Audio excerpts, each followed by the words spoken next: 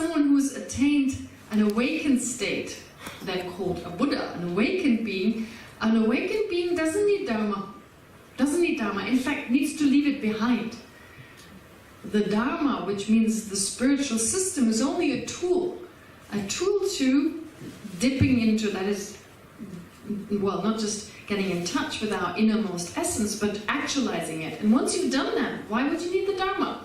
They give this example. It's like you have a ship to take you to the other side, and when you're on the other side, you carry the ship around. Why would you do that? Why would you carry the boat when you're on dry land?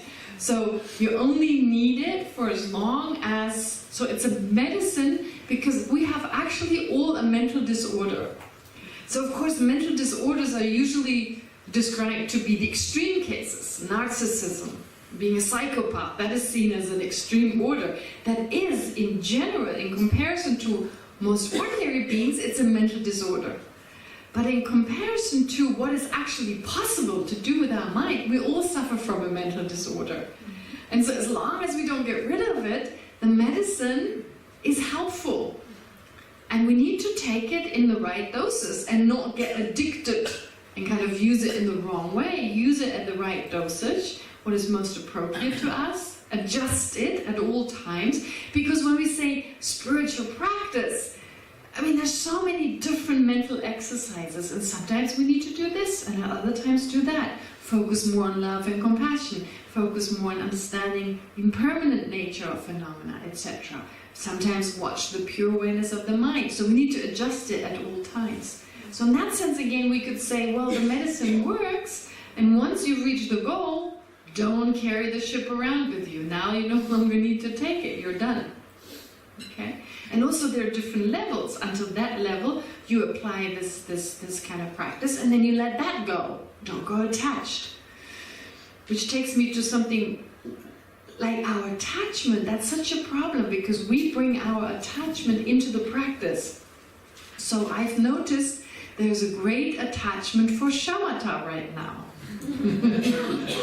A lot of people they want to do focusing, single-pointed meditation. I'm really into it, which is good. Single-pointed meditation has a lot of benefits. It's necessary. Without single-pointed meditation, you won't reach a higher level of a higher spiritual level.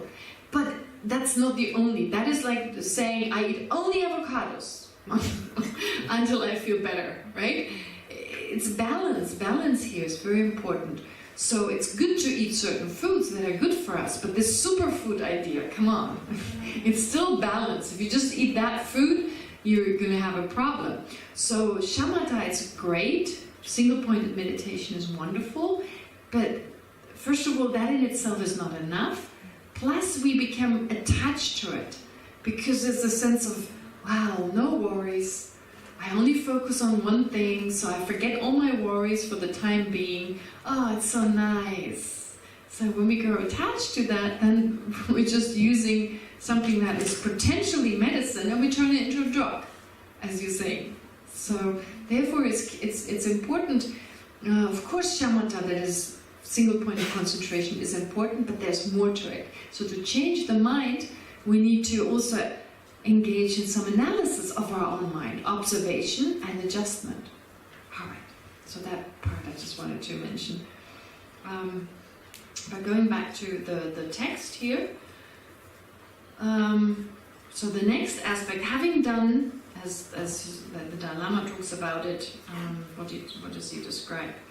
How does he describe it, the second chapter? Oh, laying the ground for insight to grow. So laying the ground as in understanding those basic mechanisms of our own mind.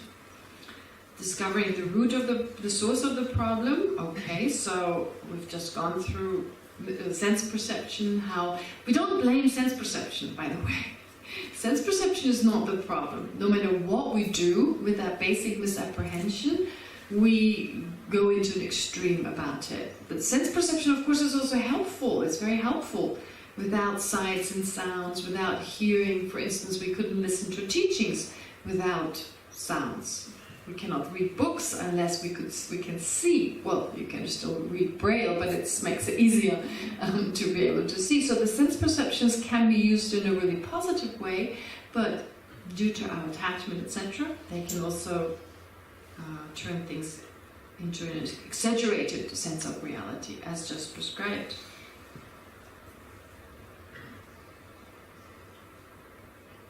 So I'll read something to you that was said by an 6th century great master called Dharmakirti.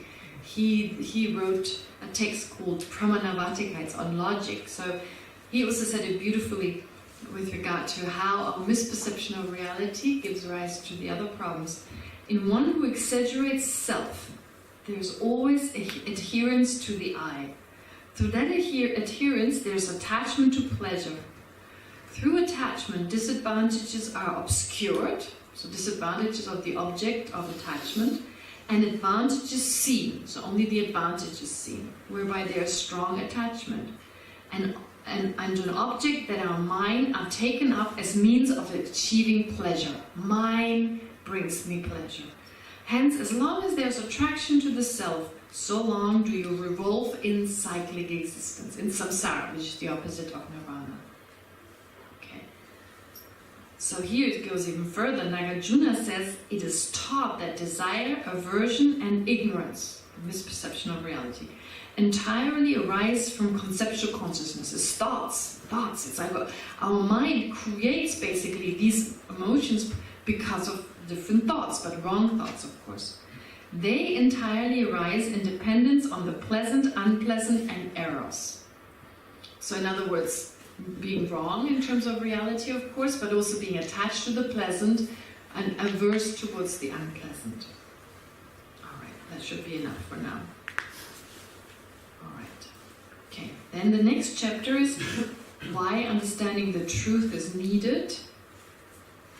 And again he cites Patarubache,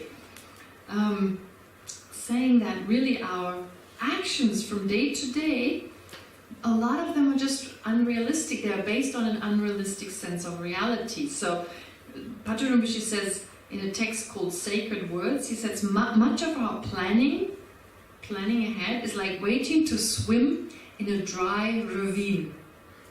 Right? It's just saying we're trying to find happiness in objects that cannot give us happiness. So we're planning to find real happiness in the objects, like lasting happiness. It's like trying to swim in a dry swimming pool.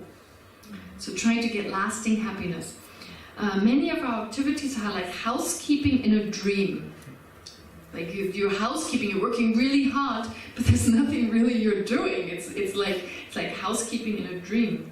Delirious with fever, we do not recognize the fever. So basically saying we work really, really hard, but we spend so much energy, put so much energy in trying to acquire things with this underlying sense. And again, it's that misperception of like thinking the pleasure is within the object, and the pleasure is also lasting. And again, intellectually we know, no, this object is not going to give me lasting happiness. But there's this internal sense, if I'm just with this person, I'm going to be happy. If I just have this, I'm going to be happy.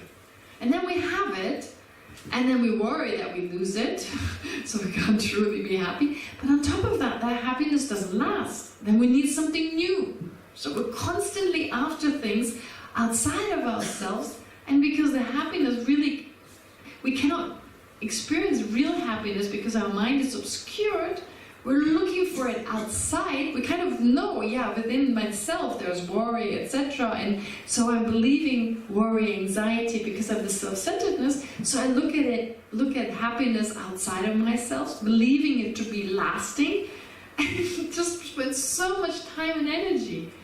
Right? We could use this energy in different ways, but we just don't know how. And so this is what Patrul Rinpoche says, like swimming in a dry swimming pool. We're planning to swim in a dry swimming pool.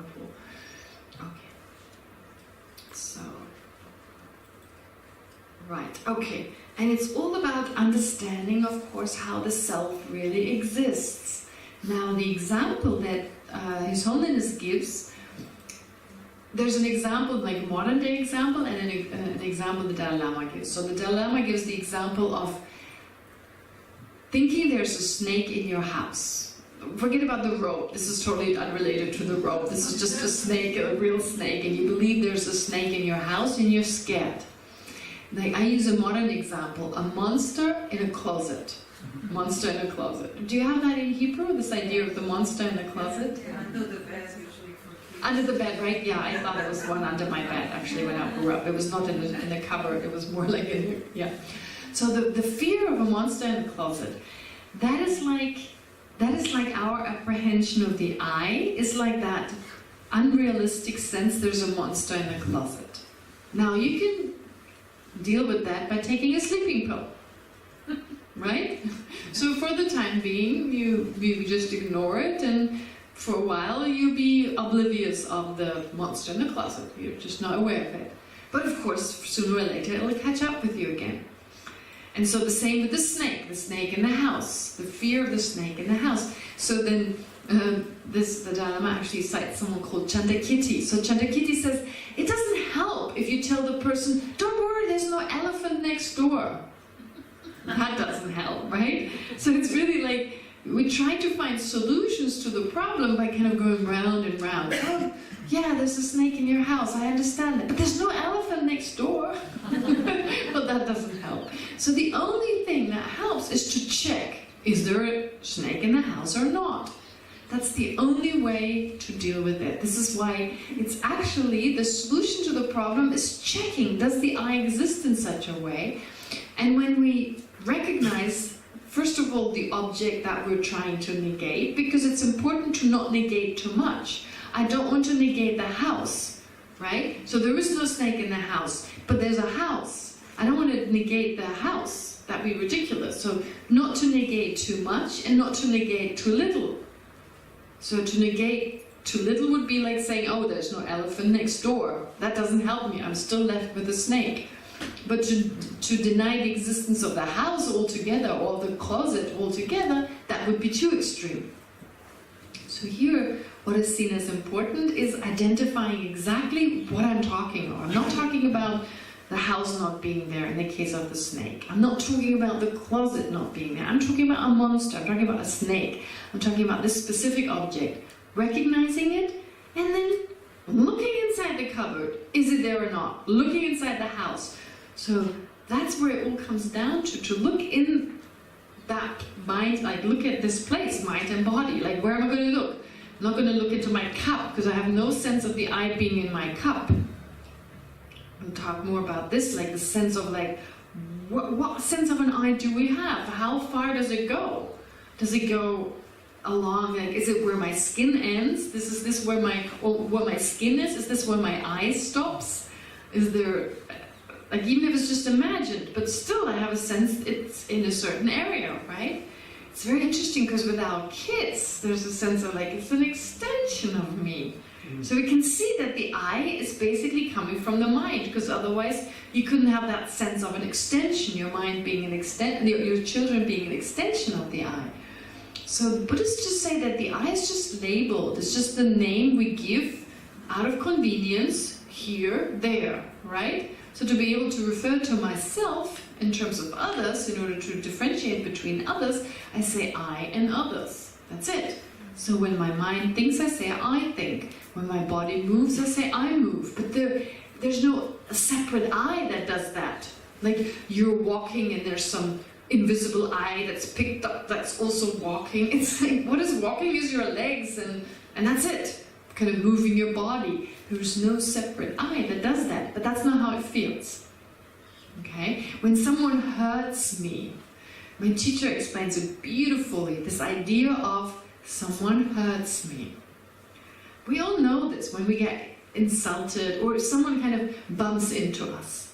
Okay? So someone bumps into me and I feel enraged. Like, how dare they? They could have just walked around me, instead they bumped right into me, they hurt my feelings, they were so rude, they didn't consider my needs, etc. Right? It's like a whole story that's created. But if we really checked, they bumped into me. Maybe their hands were really dirty and they touched me here, right? Okay? And I feel like ooh. I mean, this is like an extreme example here, but it works with whatever, like someone kind of bumps into you or touches you or whatever, and we feel enraged. Me, they touch me. But actually, what they touched was just a part of the shoulder. And then it was like their finger touching this tiny part here. So what really touched was like parts of skin. And I make up a whole story. I was touched. Or when words are spoken, right? Someone calls me a nudnik. What else? I don't know what's an insulting word. Oh, don't teach me insulting words. But you know, someone doesn't call me Khamda. They call me nudnik or whatever, right? So in that moment, I am hurt. Actually, they're just words spoken. I'm assuming they have a negative motivation, but I don't even know they have a mind, right? For all I know, they could be a zombie. What do I know? They have a mind. I know my own mind. Well, many times I don't. But I assume they have a consciousness and they have a negative motivation. Well, it's their negative motivation. It's not mine. I mean, I should worry about my own. Why would I worry about them having negative motivation? Because in the end, it hurts them.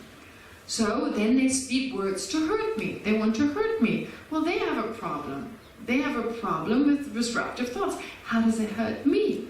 And it's just words. I hear words. But then I create this whole story. My feelings were hurt. Which feeling? Can you point your finger at the feeling? Oh, my feeling of happiness was hurt. As in like, now I feel unhappy. Oh, that's up to you to just feel like, well, whatever they say, it doesn't make me worse or not. I mean, really, if someone calls us a nudnik, if I'm a nudnik, they do me a favor to point it out, because I may not be aware of it. If I'm not a nudnik, well, they may call me a toothpaste. That doesn't make me a toothpaste, right? Or a toothbrush or what have you. I mean, the point is, it doesn't turn me into that. So you see, there's like a whole story that we create in our mind unnecessarily. So that's the part we're looking at. It's all part of adding, of exaggerating. And it gives us unnecessary, it saps our energy. At the end of the day, if this happens to you often enough, you need 8, 9 hours of sleep, 10 hours of sleep. You're exhausted with all the story in your mind. And all it started off with was like the word nudnik or whatever. Right? So it's unnecessary suffering. And if we analyze, it's just words. But it takes on this aspect, it's almost like a dark cloud. Have you ever had that feeling? Like someone says something and it seems those words they take, it's not just an intrinsic objective I. There's now an intrinsic insult. And the intrinsic insult is like a dark cloud. It's all our thoughts creating that. And it's heavy. It seems to be like in the back. Sometimes you kind of forget about it and you're like, and you think there was something. Oh, the insult. Right? You just go about your business, you forget for a moment, but something wrong, but you feel like it lies latent in that moment. And it's like, there was something there. Oh, he said such and such. And there you're reminded again of the big cloud that's kind of heavily. I mean, honestly, it was just some words. And maybe they actually meant the person next to you. Wouldn't that be funny?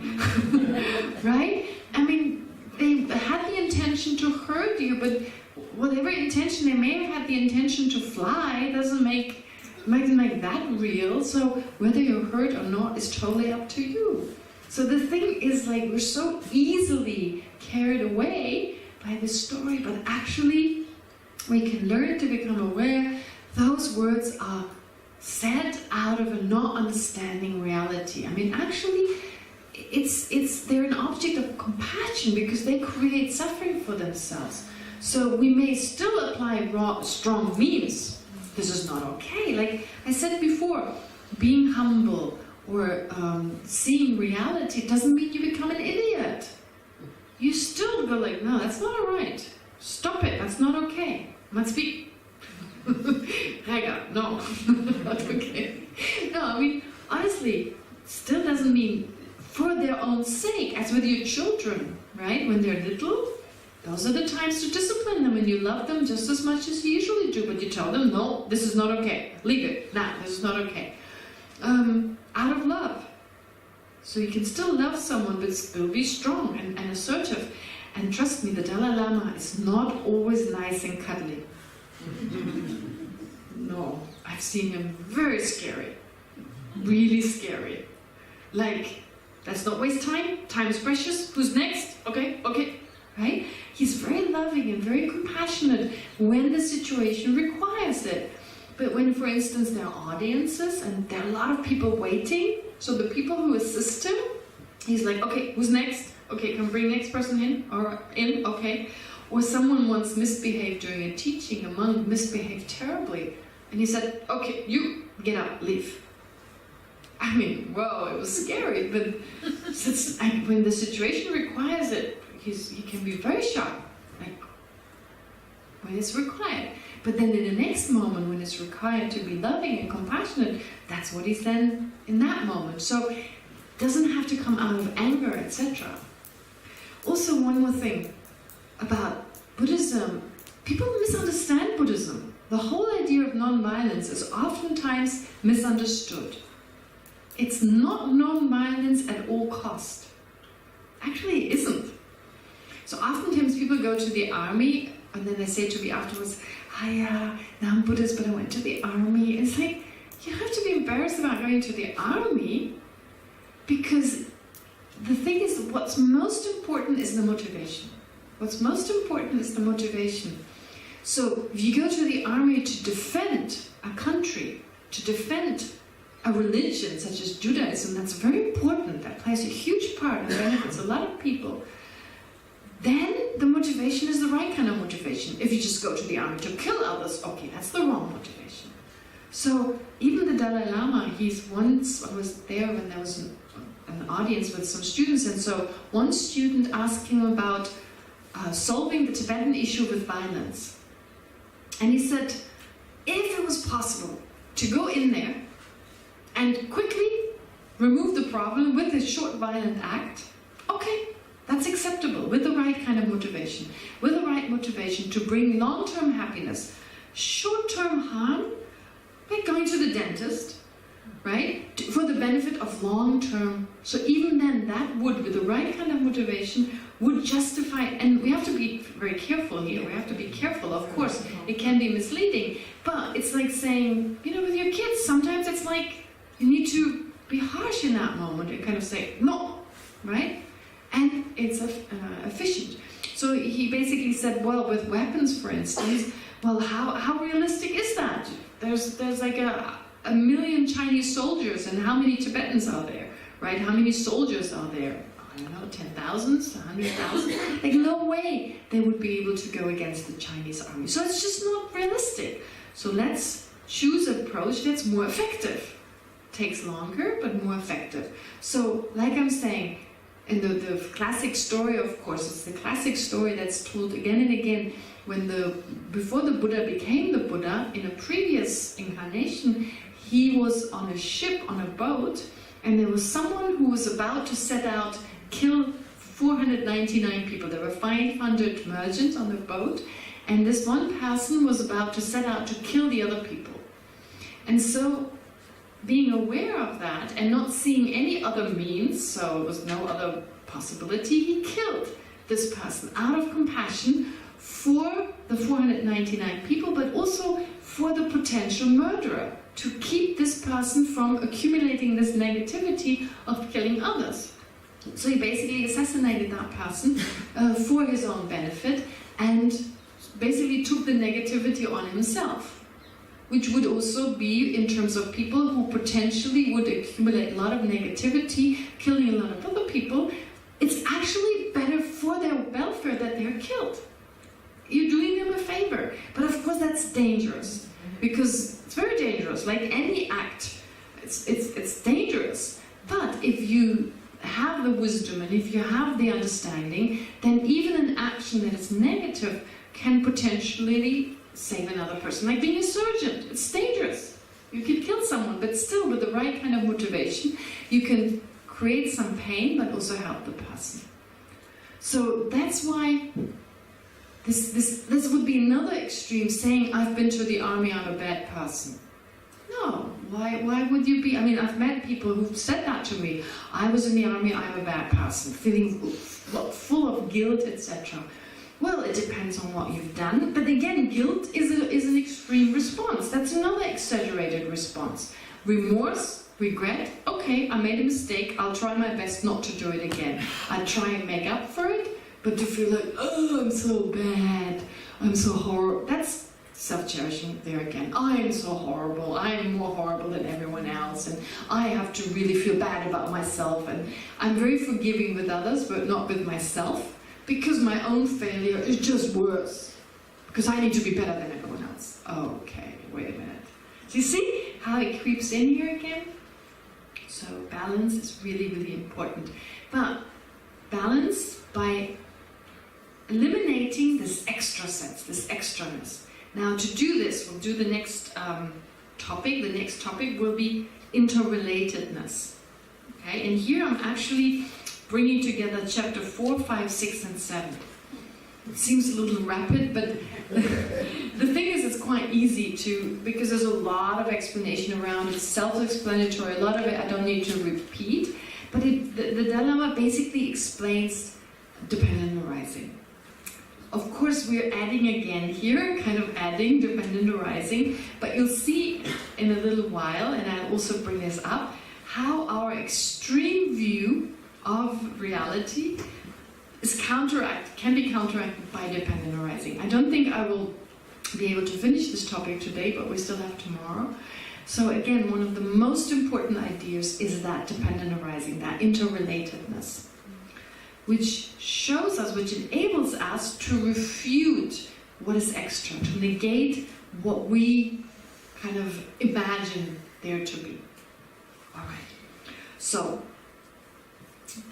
there's a way in which interrelatedness can be described as relativity. To be relative is actually the same as saying interdependent or dependent. Relativity. Then that's one way of talking about it, and the Dalai Lama doesn't mention it, but he mentions two quotes which describe exactly that. And then he talks about the three types in which something is interdependent. Okay? Which is another way of looking at interdependence, the classic way of looking at it. But here, there's first, the Dalai Lama cites a Tibetan saying, which is, a 6-inch line is short relative to an 8-inch line. An 8-inch line is short relative to a 10-inch line. So it's really just another way of saying, this is short in relation to a broomstick, this is long in relation to a matchstick. All right. And then also he cites Nagarjuna, great 1st, 2nd century Indian master, in his text called Precious Garland or Ratnavali. When there's long, there has to be short. They do not exist through their own nature. Okay. Now this is showing us relativity. Relativity.